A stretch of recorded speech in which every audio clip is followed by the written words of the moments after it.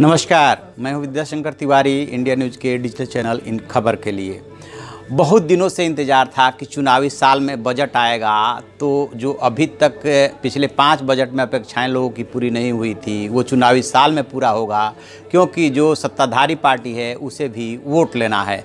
ख़ास तौर से वो मिडिल क्लास जो कि इस पार्टी का अपना वोटर रहा है।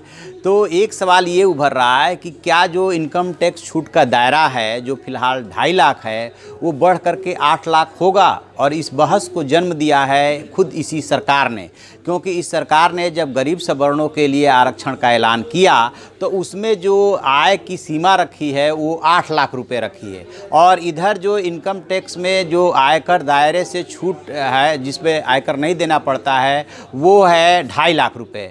तो सवाल ये उठ रहा है कि जब 8 लाख रुपए पाने वाला गरीब है तो फिर उससे इनकम टैक्स क्यों लिया जा रहा है, क्यों नहीं उसको छूट मिलनी चाहिए, और आयकर छूट की सीमा क्यों नहीं 8 लाख होनी चाहिए। और ये सवाल उठाया है सब लोग, और लोग तो सवाल उठा ही रहे हैं। ये सवाल उठाया है एनडीए के बीजेपी के सहयोगी दल शिवसेना ने। दरअसल शिवसेना से बीजेपी का टग ऑफ वार किसी से छुपा नहीं है कि वो सत्ता में होते हुए भी विरोधी दल की तरह व्यवहार करती है, चाहे महाराष्ट्र की बात हो और चाहे केंद्र सरकार की बात हो। अब इस बीच जो गठबंधन को लेकर के महाराष्ट्र में दोनों के बीच बातचीत चल रही है, उस बताते हैं कि उस बातचीत में शिवसेना प्रमुख उद्धव ठाकरे ने ये बात उठाई है कि आयकर छूट की सीमा 8 लाख होनी चाहिए, क्योंकि आपने गरीब सवर्णों को आरक्षण देने के लिए 8 लाख की सीमा रखी है कि 8 लाख से तक जो वेतन पाता है वो उस गरीब सवर्ण की कैटेगरी में आएगा। उसके लिए और भी बहुत सारे कंडीशंस है कि शहर में आपके पास मकान है तो कितने गज का मकान है,